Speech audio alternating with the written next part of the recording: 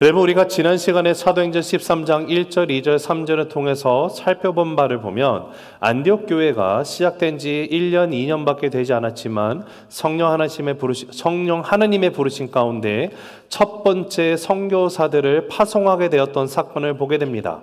근데 그 사건을 생각해 보면 안디옥 교회가 시작된 지 얼마 안 된 신생아 교회와 같은 곳인데 그들 가운데 있었던 5명의 리더 중에 가장 중요하게 여겨지는 2사람을 그들이 선교사로 파송하라라는 성령 하나님의 메시지, 그 명령이 있었습니다.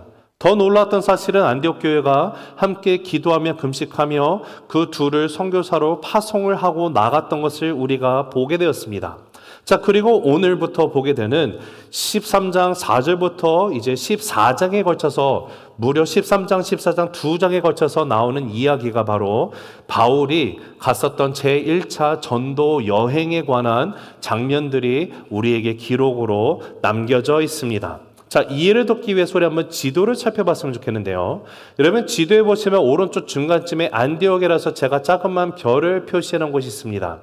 지금 수리아 안디옥이라는 곳에 안디옥 교회가 있었고, 이 교회에서 지금 바나바와 바울을 지금 선교사로 파송하게 된 것입니다.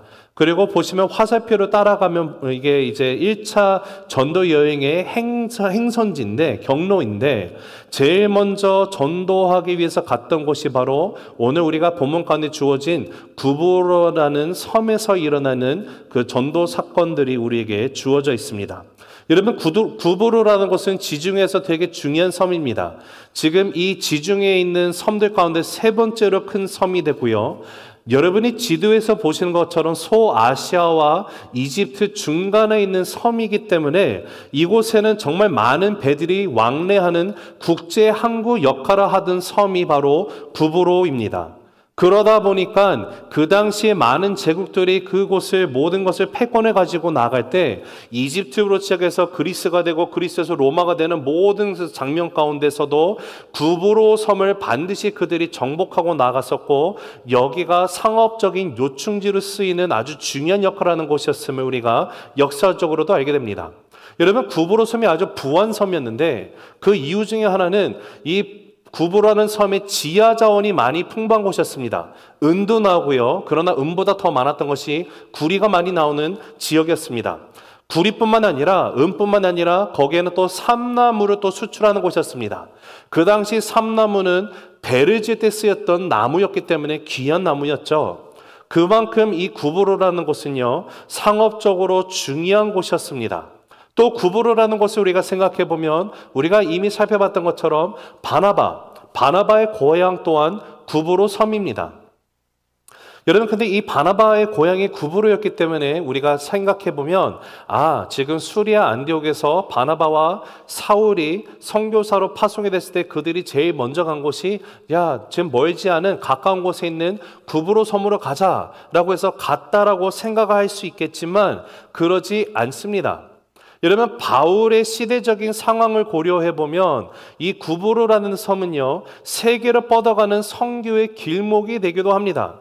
지중해를 왕래하는 수많은 그 선박들이 있었고 많은 인파가 몰리는 곳이었기 때문에 이 섬에는 다양한 인종들이 몰려 사는 곳이기도 합니다.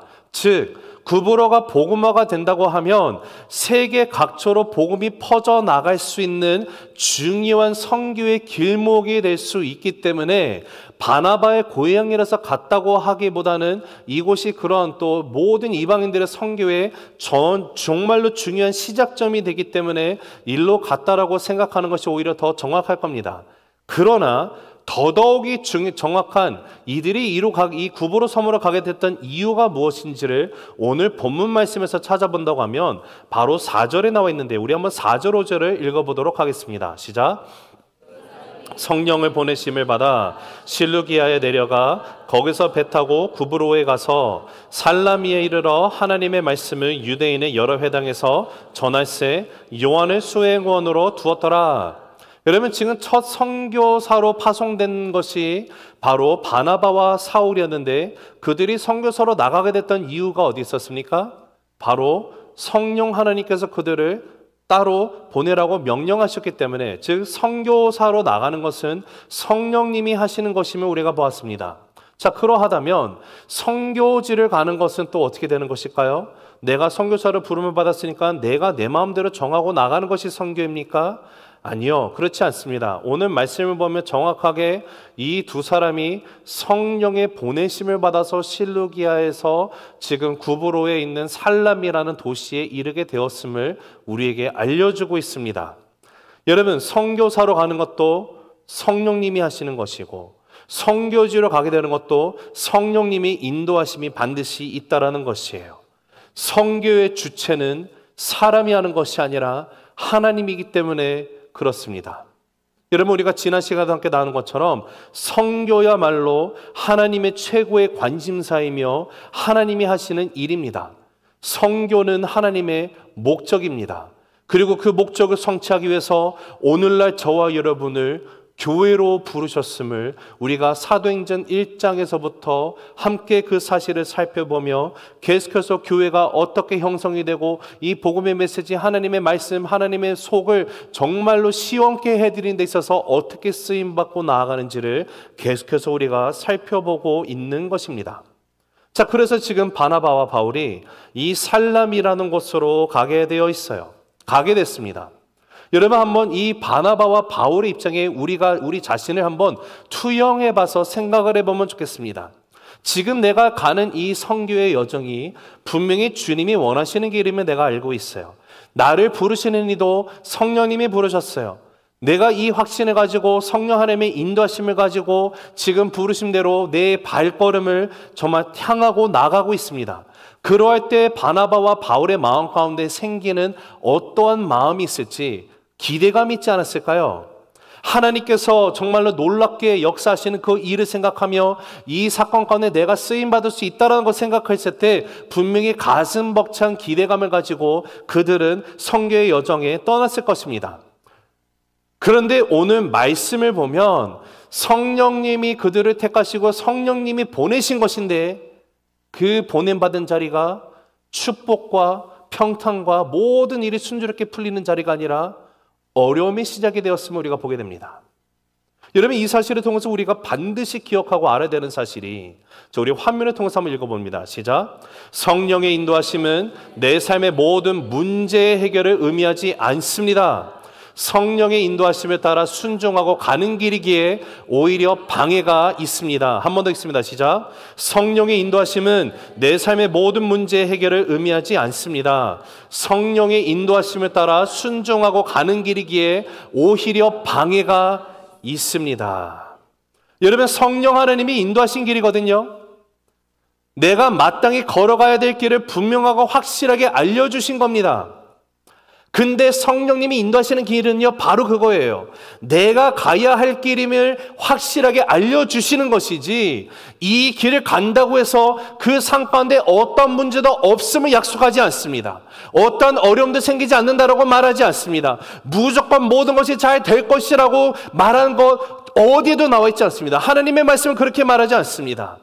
오늘 우리가 오늘부터 살펴보게 되는 이 하나님의 말씀, 사도 바울의 이 전도 여행의 1차, 2차, 3차, 그리고 로마에 가는 것을 여러분이 4차로 말할 수도 있고 아니면 그냥 로마로 가는 이 모든 여정을 통해서 분명히 바울은 성령 하나님의 뜻 가운데 붙들림 받아서 순종함으로 보내심을 받고 갔습니다. 그런데 가는 곳곳마다, 도착하는 곳곳마다 어려움을 만나게 돼요.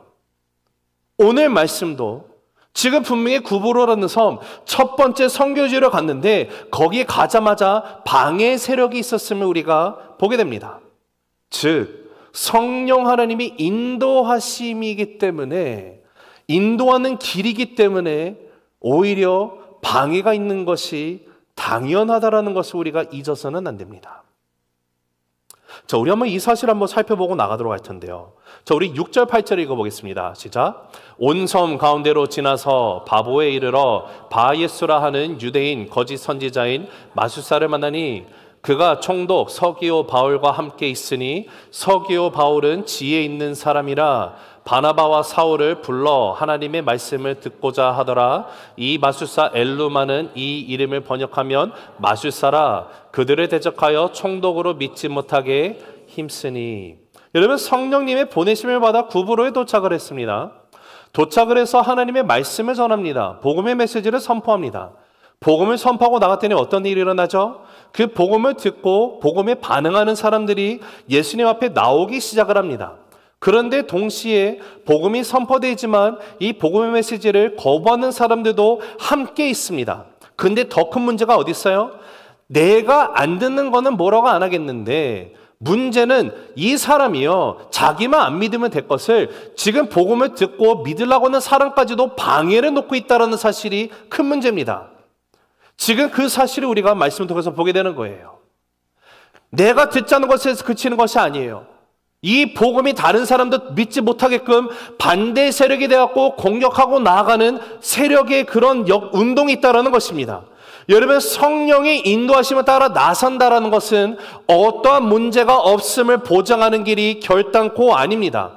오히려 성령 하나님의 뜻 가운데 붙들림받아 순종하고 나갔더니 이 그 순종조차도 나를 못하게 하기 위해서 나를 공격하는 반대 세력이 분명히 있습니다. 영적인 세력이 있습니다. 이 사실을 우리가 성경 곳곳에서 살펴보게 되는데 몇 가지 예를 든다고 하면 창세기 12장에서 하나님께서 아브라함을 부르십니다. 아브라함을 불러가지고 너희 아버지 집에 떠나서 내가 명령한 곳으로 가라고 말씀을 했어요. 그랬더니 그 말씀 가운데 아브라함이 순종을 했어요. 그 다음날 일어나서 가족들과 함께 떠납니다. 여정을 떠나는데 어디를 가나가 봤더니 하나님이 약속하신 그 땅, 가나안 땅으로 아브라함이 들어갔음을 창세기 12장에서 보게 돼요. 그리고 그 12장에서 그 가나안 땅에 들어갔더니 하나님께서 또 아브라함에게 주시는 약속이 주어져요. 그것이 무엇이냐? 지금 이 가나안 땅을 내가 너의 후손들에게 주겠노라라고 너의 기업이 될 것이다라고 하나님이 약속을 하세요. 그 약속을 받고 아브라함이 제단을 쌓고 베델이라 부르는 곳에서 베델이라 부르면서 하나님을 예배하고 나갑니다. 그런데 그 일이 있고 바로 다음에 10절을 보면은요, 한번 같이 읽어보실까요? 시작. 그 땅에 기근이 들었으므로 아브라함이 애굽에 거류하려고 그리로 내려갔으니 이는 그 땅에 기근이 심하였음이라. 여러분 한번 생각해 볼게요. 분명히 하나님이 가라고 하시지 않았습니까? 지금 하나님이 가라고 한 것이 어디예요? 가나안 땅입니다. 가나안 땅은 또 뭐라고 알려진 땅이에요? 지금 출애굽했던 이 이스라엘 백성들 모세를 통해서 출애굽시키시면서 너희를 어디로 들어가게 한다고요? 가나안 땅. 왜 가나안 땅입니까? 이미 하나님께서 아브라함 통해서 약속을 주시기도 한 땅이거든요. 근데 이 땅을 가리켜서 뭐라고 얘기를 해요? 수식어가 붙죠. 젖과 꿀이 흐르는 땅. 그러하면 지금 아브라함이 이 가나안 땅에 들어가서 하나님이 약속 주셨어요. 기뻐요. 찬양 예배하고 나갔어요. 그러면 우리가 생각하는 게 어떤 게 이게 전개가 되지 맞을까요? 풍년이에요. 풍년. 젖과 꿀이 흐르는 땅이거든요. 아브라함이 약속받고 들어갔으니까 하나님의 사람이 들어갔으니 그 땅이 더 축복이 되어야 되지 않겠습니까? 그런데 성경이 뭐라고 기록합니까? 기근이 일어났다라는 거예요. 그냥 기근도 아니고 극심한 기근. 살 수 없을 정도로 어려운 상황이 되니까 아브라함이 어떻게 했습니까? 애굽으로 내려가서 거류를 하게 돼요. 여러분, 아브라함이 한 게 뭐예요? 하나님이 주신 음성 가운데 순종하고 따라 나선 것밖에 없습니다. 그러나 그 순종은 평탄함을 약속한 것이 아닙니다. 어려움이 분명히 있어요. 요셉도 한번 생각해 보겠습니다. 요셉은 꿈꾸는 자로 우리가 잘 알고 있죠. 어느 날 요셉이 꿈을 꿉니다. 밭에 나가서 곡식단을 이렇게 묶고 있는데 내가 묶은 곡식단이 딱 서 있고 자기 형들의 묶은 이 곡식단들이 다 자기를 앞에 가운데 놓고 다 이렇게 넘어져서 이렇게 절하고 있는 모습을 꿈을 꿉니다. 그랬더니 요셉이 아주 철이 없어서 그런지 가서 형들한테 형 내가 꿈을 꿨는데 말이지 내 곡식단 서 있고 형들 곡식단 다 내 앞에 이렇게 엎드려 절했다? 이런 내가 지금 이게 화가 나요, 형들이. 그쵸? 여러분, 화 안 나겠습니까? 근데 성경은 뭐라고 하냐면 그 일이 있은 지 얼마 안 지나서 또 요셉에게 하나님이 꿈을 주셨어요. 꿈을 꿨는데 그 꿈이 이번에는 하늘의 해와 달과 11개의 별들이 요셉 앞에 절하는 꿈을 꿉니다. 또 요셉이 또 이게 철이 없어가지고 일어나가지고 이제는 엄마, 아빠, 형들 다 불러놓고 말합니다. 아빠, 엄마, 형들, 나 또 꿈 꿨는데 말이야. 자, 그 내용이 여기 나와요. 자, 창세기 37장 10절 읽습니다. 시작. 그가 그의 꿈을 아버지와 형들에게 말하매 아버지가 그를 꾸짖고 그에게 이르되 내가 꾼 꿈이 무엇이냐? 나와 내 어머니와 내 형들이 참으로 가서 땅에 엎드려 내게 절하겠느냐? 지금 아버지도 어이가 없어 하는 거죠. 야, 이 자식이 지금 뭐 엄마 아빠랑 형들이 네 앞에 절을 해? 말이 돼 이놈아! 이런 상황이잖아요. 근데 여러분 한번 생각해 보세요. 지금 요셉이 뭘 잘못한 거죠? 요셉이 잘못한 게 있습니까? 요셉은요, 꿈꾼 거 가서 순수하게 나눈 것밖에 없지 않습니까? 그리고 우리가 아는 사실은 이 꿈은 하나님이 주신 거예요. 이 꿈들은 분명히 일어납니다. 애굽의 총리가 됐을 때 형들이 와서 먼저 엎드려 절하고요. 나중에 엄마 아빠 뭐든 가지고 와서 자기가 총리 때 요셉인지 모르고 다 엎드려 절해 꿈대로 이루어져요. 그러나 요셉이 이 꿈을 말했다는 이유로 어떻게 됩니까? 형들한테 미움을 사고요. 기회가 줬을 때 형들이 요셉을 노예로 팔아버립니다. 애굽의 노예 생활하는데 보디발의 집에서 노예 생활 몇 년인지 아세요? 10년 동안 노예로 있어요. 그래도 좀 이렇게 신임을 받고 노예지만 뭐 재산 관리하고 이렇게 있었는데 보디발의 아내가 보니까 요셉이 정말 잘생겼거든요. 여러분 앞에서 말씀 전한 저처럼 잘생겼거든요. 죄송해요. 좀 이렇게 좀 웃으시라고. 네. 너무 잘생긴 요셉을 꼬십니다. 근데 요셉이 어떻게 해요? 도망가요. 겉옷이 벗어지는 채로 도망갑니다. 하나님 앞에 서 있는 자였거든요. 그랬더니 보디발의 아내가 어떻게 합니까? 남편한테 가서 여보, 요셉이 말이야 나를. 그래가지고 어떻게 돼요? 요셉이 감옥에 들어가요. 감옥에 3년 있어요. 여러분 요셉이 하나님이 주신 꿈을 얘기했더니 그 결과가 어떻게 됐어요? 10년 노예 생활, 3년 감옥 생활. 하나님이 주신 뜻 가운데 순종하고 나간다는 것은요, 인생 가운데 모든 것이 평탄함을 뜻하지 않습니다. 바울은 어떻습니까? 바울은 지속적으로 성령님의 인도하심을 따라서 그가 가는 곳곳마다 복음을 전하고 나갔어요. 전도사가 계속해서 나갑니다. 그런데 고린도 후서에 가서 보면은요, 바울이 가는 곳곳에서 자기가 어떤 우여곡절을 겪었는지를 설명해 주면서 그 중에 하나가 뭐냐면 40대에 하나를 감한 매를 5번 맞았다고 해요. 그 당시 유대인들은요, 40번 이 채찍을 맞으면 사람이 죽는다고 가정했거든요. 그러니까 죽이지 않고 바울을 지금 31대를 때린다라는 것은요, 죽을 때까지만 때리는 거예요. 몇 번이요? 5번이나. 정확하게 바울이 어디서 이 5번 40의 하나를 감한 매를 맞았는지는 우리에게 주어지지 않았어요, 기록이. 그런데 여러분 이것이 역사를 보면은요, 오늘 우리가 살펴보게 되는 이 구보로 섬에 가면, 이 오늘 나오는 바보라고 나오는 이 항구에 가면 거기에 바울 채찍 기념 교회라는 교회가 있습니다. 지금은 유적지가 되었지만 그 교회의 유적 옆에는요, 성 바울의 기둥이라는 표말이 헬라어와 영어로 새겨져 있는 대리석 기둥이 놓여 있습니다. 즉, 이 기둥에 바울이 묶인 채로 40의 하늘을 감한 매를 맞은 5군데 중에 한 장소가 바로 우리가 오늘 살펴보는 이 바보라는 곳에서 일어났음을 알게 돼요. 여러분, 이런 일이 일어나면 사람은 보통 불평불만을 하나님께 늘여놓습니다. 하나님, 분명히 하나님이 가라한 거 아니었어요? 나 하나님 앞에 순종한 것밖에 없거든요. 아니, 내가 순종해서 갔는데 내가 가고 싶어 간 것도 아니고 주님이 가라고 하지 않았습니까? 그런데 그러면 하나님, 도대체 왜 이런 일이 나에게 일어나야 되는 겁니까? 주님 앞에 순종하면요, 하나님 가는 길마다 장애물 산을 다 없애주셔야 되고요, 평탄하게 만드셔야 되고요, 내가 복음 전하는 순간순간마다 모두가 예수님 믿고 영접해야 되는 거 아니에요? 우린 이렇게 생각해요. 왜요? 기복신앙에 깔려 있어서 그래요. 여러분, 우리가 분명히 알아야 되는 사실이 있어요. 비록 나의 인생 가운데 순종하고 나아가는 그 길이 고통과 아픔이 있는다 할지라도 하나님은요, 하나님이 약속하신 그 일을 우리의 삶 가운데 모든 것이 합력하여 선을 이루시는 하나님이시기 때문에 모든 것을 통해서 분명히 이루심을 믿으시기 바랍니다. 이것이 초대교회 성도들이 공통적으로 믿음으로 살아가고 그들이 경험한 거예요. 그들의 간증이에요. 그래서 사도 바울도 어떤 간증을 하냐면 빌립보서 1장 6절에 이렇게 써 있습니다. 읽습니다. 시작. 너희 안에서 착한 일을 시작하신 이가 그리스도 예수의 날까지 이루실 줄을 우리는 확신하노라.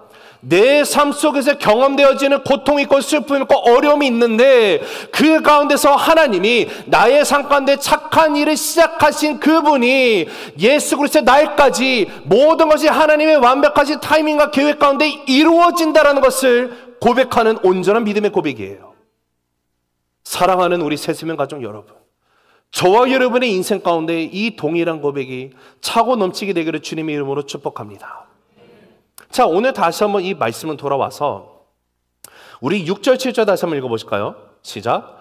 온 성 가운데로 지나서 바보에 이르러 바예수라 하는 유대인 거짓 선지자인 마술사를 만나니 그가 총독 서기오와 바울과 함께 있으니 서기오 바울은 지혜 있는 사람이라 바나바와 사울을 불러 하나님의 말씀을 듣고자 하더라.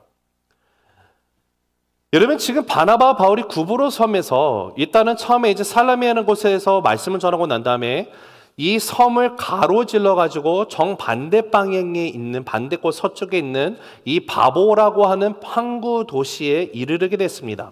근데 이 도시에 지금 바보에 누가 살고 있습니까? 구부로 섬을 총독하고 있는 서기오 바울이라는 사람이 살고 있었어요. 지금 서기오 바울이 바나바와 바울이 지금 이 와서 자기가 있는 곳에 왔다는 소식을 듣고 이들을 초청했어요. 근데 초청한 이유가 어디 있습니까? 바로 하나님의 말씀을 듣고자 했다. 여기서 한번 우리가 질문을 던져봐야겠죠. 서기오 바울은 로마인이고 로마 총독이 이 사람이 왜 굳이 지금 바나바와 바울을 통해서 하나님의 말씀을 듣고 싶어 했을까? 중요한 질문이라고 생각을 합니다. 여기 보면 이 서기오 바울이 어떤 사람에 대해서 소개하면서 수식어가 있는데 지혜 있는 사람이라고 말을 하고 있죠. 로마 총독으로 있으면 그 당시에 로마 제국에서 일어나는 많은 것들을 이미 다 듣고 알고 있는 사람이라고 생각할 수 있습니다. 즉 예수라는 유대인이 십자가형을 처했었는데 부활했다는 사실, 그걸 목격했다라는 사도행전에 누가가 마지막에 누가복음에서도 마지막에 사도행전에서도 처음에 이 목격한 것, 승천하신 것을 목격한 사람이 아직도 500여 명이 살아있다라는 것을 기록했다는 사실, 그리고 정말 예수를 따르는 여러분 그리스도인이라고 불렸다고 했잖아요. 우리가 11장에서. 다르게 말하면 무슨 표현이에요? 예수쟁이들. 이 예수쟁이들에 대해서 이미 익히 알고 있는 총독이라고 우리가 가정을 해볼 수가 있어요. 근데 이 사람이 지혜가 있는 자이고 하나님의 말씀을 듣고 하는 자다. 여러분, 하나님의 말씀을 듣고자 하는 영적인 목마름이 있는 사람이구나 라고 생각을 할 수 있습니다. 더군다나 지금 이 총독 옆에는 누가 있는가 봤더니 유대인 거짓 선지자 한 명이 있어요. 자, 이 바예수라는 사람이 어떤 사람이냐면 이 이름 뜻이요, 바가 아람어로 아들이라는 뜻이고요, 예수는요 히브리어 아람어 예슈아입니다. 여호수아, 뜻은 뭐예요? 구원자, 구원. 그러니까 쉽게 말하면 바예수는 나는 예수의 아들이다, 즉 구원의 아들이다 라는 뜻으로 갖고 있는 사람인데, 이 사람이 마술사라고 말하는 것은요, 뭔가 여기 손이 몇 개 이런 마술이 아니고요, 이 당시의 섬의 특성상 총독인의 정치가들이요, 내가 정확하게 옳은 것을 이거를 내리기 위해서 그들이 썼던 것 중에 하나가 마술사들한테 물어보는 거예요. 점치는 거예요. 그 점치는 인물로 지금 바예수가 등장했는데 유대인 거짓 선지자이다. 그 말은 이 사람이 와가지고 하나님에 대해서도 거듭먹거리면서 아마도 막 이 혼란이 있는 어떤 잘못된 메시지를 전하고 있을 때 뭐 우리가 알 수는 없지만 제가 한번 상상을 해보는 거예요. 그러면 여기 서기오 이 바울이라는 사람은 내가 들은 이 하나님, 근데 들리는 소문도 이러고, 근데 또 공교롭게 내가 이 통치하는 이 통치권 안에 바나바와 바울이 와 있으니까 직접 듣고 싶은 궁금증이 있으니까 부르는 거죠. 자, 불렀는데 바예수라 하는 이 마술사가 지금 구원의 메시지가 선포되는 상황에서 방해 공작을 펼치기 시작합니다. 8절 읽습니다. 시작. 이 마술사 엘루마는 이 이름을 번역하면 마술사라 그들을 대적하여 총독으로 믿지 못하게 힘쓰니, 지금 바 예수랑 엘루마는 동일인이에요. 다른 사람이 아니고요. 마술사라고 말하는 이 구원의 아들이라는 이 사람이 지금 이 바나와 바울을 대적했다라고 말하는데 총독으로 믿지 못하게 하고 있어요. 근데 이 믿지 못하게 힘쓴다라고 할 때 번역되는 단어가요, 디아스트레포라는 단어가 쓰여 있어요.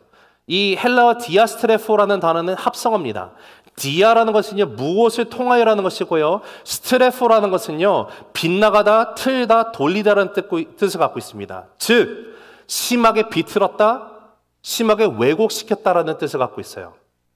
바나바와 지금 사울이라고 불리는 이 바울이 지금 이 총독 앞에 서가지고 초청관에 가서 하나님의 말씀을 전하고 있습니다. 예수님의 복음을 전하고 있어요. 그럼 우리가 상상할 수 있는 것은 바 예수가 딱 서가지고 총독 이 말 듣지 마시라고, 다 이거 거짓이라고 지금 다 비꼬고 있는 거예요.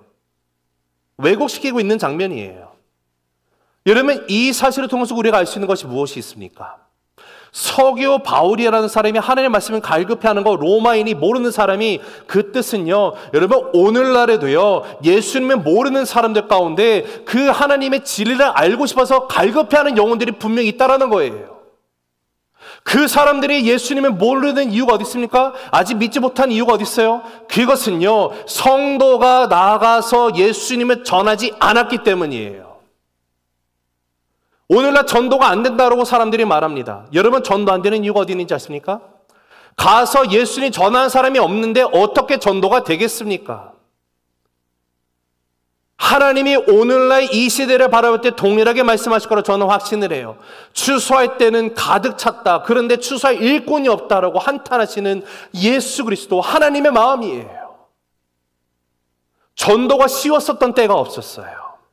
늘 힘들었어요. 그러나 분명히 복음의 메시지를 들으면, 그 말씀을 듣고 예수님이 영접하기 준비가 되어 있는 영혼들은 오늘날도 있음을 믿으시기 바랍니다. 거기에 더 나가서 하나 더 큰 문제는요, 내가 정말 성령이 이끌으실 가운데 나가서 복음을 전하고 나가는데, 문제는 이것이 평탄한 것이 아니에요. 진리의 말씀이 선포되고 누군가는 예수님을 믿게 되는 그 역사가 일어나야 되는 습관 현장이기 때문에 거기에는 방해하는 영적 세력이 분명히 있다는 거예요. 사랑하는 새생명 가족 여러분, 혹시 여러분 주변에 믿지 않는 사람들이 내가 예수님을 전하려고 하려면 할 때일수록 뭔가 일이 생기고 예수님을 믿고자 할 때 막 가로막히는 그런 것이 보이십니까? 여러분, 영적 전쟁이에요. 보이지 않는 영적인 세력들이 가로막습니다. 여러분, 나가서 복음을 전하다 보면은요, 개인적으로 경험한 거예요. 이 사람에게 제가 복음을 전했어요. 근데 복음을 전할 때 마음가운데, 이분이 정말로 예수님을 나의 삶의 주인을 영접할 거라는 그 강한 느낌이 들 때가 있거든요. 전하고 있는데 이 사람은 막 복음을 막 영접하고 받아들일 준비가 됐는데 옆에 있던 사람이 듣다가 와가지고 막 딴지 겁니다. 저 사람만 듣지 말라고. 예수가 어딨냐고. 저기 미친놈이라고. 옆에 있는 사람이 와서 방해를 해요. 왜 그럴까요? 영적 공격이에요. 영적 전쟁이에요. 여러분, 복음이 전해지는 곳곳마다, 순간순간마다 어떻게 해서든지 예수님을 믿지 못하게 하라는 반대 세력이 있다라는 것이에요. 그런데 이런 영적 전쟁에서 우리가 승리할 수 있는 비결은요, 성령 충만이에요. 같이 읽습니다. 시작. 영적 전쟁의 승리 비결은 바로 성령 충만입니다. 한 번 더 읽습니다. 시작. 영적 전쟁의 승리 비결은 바로 성령 충만입니다. 자, 우리 그 사실을 우리가 9절에서 11절에 살펴보게 되는데, 읽습니다. 시작.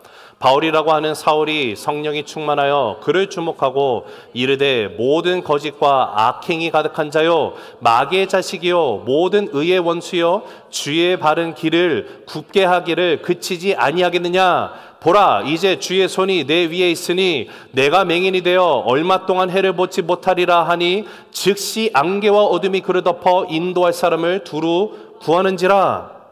여러분, 첫 선교지입니다.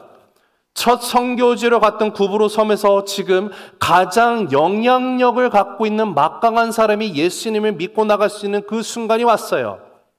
복음을 전하고 나갑니다. 그런데 지금 사단의 세력으로 지금 등장해서 방해하고 있는 바예수라는 자가 있어요. 여기서 이 영적 전쟁을 어떻게 바울이 처신하고 나갑니까? 사울은 성령 충만하여. 여러분, 영적 전쟁에서 우리가 이길 수 있는 방법은요, 성령 충만해야 돼요. 그래서 사도 바울이 에베소서 6장 10절 18절에 보면 성령의 전신갑주를 입으라고 하는 이유가 거기 있어요.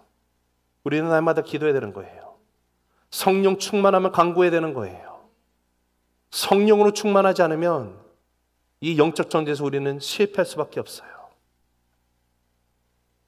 여러분, 지금 사도 바울이 거짓 예언자 바예수를 눈멀게 하는 그 기적이 일어나게 되는 건데, 이 바예수가 눈이 멀게 됐던 것도 어떤 바울이 특별한 능력이 있어서가 아니라, 중요한 것은 여기에 주의 손이 너희 위에 있으니가 중요해요. 하나님이 역사하시는 거예요. 성령 충만한 사도 바울이 이것이 영적인 공격임을 간구하고 기도하며 정말 악한 것을 꾸짖어서 말하니까 주의 손이 임해서 역사가 일어나게 되는 거예요. 그러나 이것도요, 성령 충만하지 않고 기도하지 않고는 귀신이 내쫓아질 수 있는 어떤 힘을 일어날 수가 없습니다. 우리가 예수님을 진짜 믿는지 안 믿는 척하고 있는지 귀신은 알아요. 여러분, 우리가 정말 진짜로 기도하는지 아니면 기도하는 척만 하고 있는지 귀신이 너무도 잘 알아요. 그래서 영적 전쟁에서 승리하기 위해서는요, 내가 반드시 성령 충만해야만 되는 거예요. 진짜 예수 믿는 믿음 가운데 내가 거하고 있어야만 되는 것이에요. 바울이 능력이 있어서 귀신을 내쫓은 것이 아니에요. 내 안에 계신 예수님께서 귀신을 내쫓는 것임을 믿으시기 바랍니다. 그래서 야고보서 4장 7절을 보면 읽습니다. 시작. 그런즉 너희는 하나님께 복종할지어다. 마귀를 대적하라. 그리하면 너희를 피하리라. 여러분, 우리가 복종해야 될 것은 누구예요? 하나님이에요. 여러분, 마귀라는 것은요, 우리의 두려움의 대상이 아니에요. 마귀는 우리가 대적해야 될 대상입니다. 우리가 마귀를 대적하고 나가면 마귀가 어떻게 됩니까? 피할 수밖에 없는 것이에요. 그 마귀가 피할 수밖에 없는 이유가 어디 있는 것이에요? 내 안에 계신 예수 때문인 거예요. 여러분, 예수님이 죽으시고 부활하셨습니다. 부활하시는 순간 모든 사단 권세는 이미 졌어요. 패배했어요. 승리가 주어졌어요. 승리의 주님이 나의 삶 가운데 주인으로 계세요. 주님과 그 안에 어찌 마귀가 떠나지 않을 수가 있겠습니까? 진정한 성도는요, 사단이 물러갈 수밖에 없어요. 내가 능력이 있어서가 아니에요. 예수 그리스도가 내 안에 계시기 때문이에요. 그렇기 때문에 우리가 믿음으로 마귀를 대적할 때 바예수를 뭐라고 부릅니까? 야, 이 마귀의 자식아. 되게 욕 아닙니까? 지금 이 바예수 안에 있는 이 마귀, 이 귀신에 대해서 얘기하는 거 아닙니까? 야, 이 마귀의 자식아. 네가 지금 하나님의 말씀이 선포되는 이 길, 말씀의 길, 고든 길을 네가 지금 이거 다 왜곡시키려고 해? 주의 손이 너희 위에 있으니 너는 눈멀게 될 것이야. 다르게 말하면 사단아 떠나가라. 어디서 지금 행패야? 그랬더니 귀신이 떠나가요. 그랬더니 눈이 멀게 돼요. 그랬더니 그 결과로 지금 이 총독이 예수님을 믿게 돼요. 여러분, 예수 그리스도의 이름에 능력이 있으면 믿으시기 바랍니다. 아까 우리가 5절에 보면 요한이라는 사람이 등장을 했죠. 지금 바나바와 바울이 전도 여행 첫 번째로 갈 때 요한이 같이 있습니다. 이 요한이 누구냐면요, 마가 요한이에요. 바나바의 사촌 동생입니다. 이 마가 요한이 또 누구냐면요, 여러분이 잘 아는 이 마가복음의 저자이기도 합니다. 마가의 이 모든 것을 경험하고 나중에 마가복음을 이렇게 기록하고 작성해 나갈 때, 쓸 때 성령의 감독 가운데 이 마가복음을 쓰고 나갈 때 마가복음 16장에 가서 16절 18절에 가서 이런 말을 해요. 같이 읽습니다. 시작. 믿고 침례를 받는 사람은 구원을 얻을 것이요 믿지 않는 사람은 정죄를 받으리라. 믿는 자들에게는 이런 표적이 따르리니 곧 그들이 내 이름으로 귀신을 쫓아내며 새 방언을 말하며 뱀을 집어올리며 무슨 독을 마실지라도 해를 받지 아니하며 병든 사람에게 손을 얹은즉 나으리라 하시더라. 누구든지 예수를 믿는 사람들에게는 표적이 반드시 따른다. 예수 그리스도의 이름으로 귀신을 내쫓고 새 방언을 말하며 손으로 뱀을 집어 올리고 독을 마셔도 해를 받지 않고 아픈 사람에게 손을 얹어 기도하면 병이 낫게 되는 것. 그 이유가 어디 있습니까? 예수 그리스도가 능력이시기 때문에 그래요. 여러분, 예수의 이름으로 선포하고 기도하면 능력이 일어나게 되어 있어요. 믿으시기 바랍니다. 오늘 이 사건 가운데 결론이 어떻게 됐습니까? 자, 우리 12절 읽습니다. 시작. 이에 총독이 그렇게 된 것을 보고 믿으며 주의 가르침을 놀랍게 여기니라. 이 모든 것을 목격한 자가 마가 요한뿐만이 아니라 지금 여기 당사자죠. 구브로의 총독이에요. 이 구브로의 총독이 예수님을 믿고 나아가요. 여러분, 이 사건은요, 그 후에 로마 제국의 리더십들에게도 복음이 전해진다라는 것의 첫 출발점이 되기도 합니다. 말씀을 맺습니다. 여러분, 우리가 지난주부터 시작된 안디옥 교회에서 파송된 바나바와 바울, 여러분, 이 선교의 장면을 보면 이 모든 것의 시작이 교회의 온전한 순종으로부터 시작이 되었습니다. 무엇을 향한 순종입니까? 성령 하나님의 부르심과 뜻에 순종하고 나가는 모습입니다. 순종하고 나간 이 두 사람, 그들이 가는 길도 성령의 인도하심을 따라서 구브로라는 섬을 가 그곳에서 그리스도의 복음을 전하고 나갔습니다. 여러분, 우리는 기억을 해야 돼요. 성령의 인도하심을 받아 가는 그 길은 모든 문제의 해결을 의미하지 않습니다. 아니, 성령의 인도하심에 따라 순종하고 가는 길이기 때문에 그 길에는 분명히 방해들이 있습니다. 영적 전쟁이기 때문에 그렇습니다. 여러분, 우리가 이 영적 전쟁 가운데 이길 수 있는 비결은요, 성령 충만함입니다. 내가 오늘을 살아갈 때, 이번 새로운 한 주를 맞이하며 나아갈 때도 여러분 성령 충만함을 간구하시기 바랍니다. 여러분, 기도해야 되는 거예요. 근데 여러분, 기도라는 것은요, 그냥 잠시 10분, 20분, 30분, 1시간 기도하는 게 기도가 아니에요. 기도 중요해요. 그래서 항상 기도하라고 말씀하십니다. 쉬지 말고 기도하라고 하십니다. 새벽에 기도하시면 그걸로 끝이 아니에요. 하루 종일 기도하고 나가는 거예요. 새벽에 기도 못했더라면 일어나서 첫 시간 기도하고 나가는 거예요. 무엇을 위해 기도합니까? 성령 하나님 나를 충만케 하여 주시옵소서. 주여, 내가 성령으로 충만하지 않으면 나는 넘어질 수밖에 없습니다. 여러분, 우리가 해야 되는 것은요, 성령 충만함을 있을 때 하나님이 가라 하시면 나는 가는 거예요. 하나님이 하라 하시면 나는 하는 거예요. 하나님이 나의 가장 소중한 것을 드려라 하면 한치의 망설임 없이 드리고 나가는 모습이 되어야만 하는 것이에요. 이것이 안디옥 교회의 모습이었고 바나바와 바울의 모습이었습니다. 여러분, 이 모습이 우리의 모습이 되기를 간절히 기도합니다. 여러분, 우리의 삶이 바나바와 바울과 같은 삶이 되기를 소망합니다. 그들이 특별해서 그런 삶을 살아간 것이 아니라 내 안에 계신 예수 그리스도가 살아계시고 주인이시고 하나님이신 그분이 나와 함께 하시기 때문에 그 삶을 살 수 있는 것이에요. 우리 육신의 힘으로 살아가는 한 주가 되는 것이 아니라 성령 가운데 온전히 붙들림 받아 살아가는 이번 한 주가 되시기를, 이를 통해서 승리하는 저와 여러분 모두가 되시기를 주님의 높으신 이름으로 간절히 축복합니다.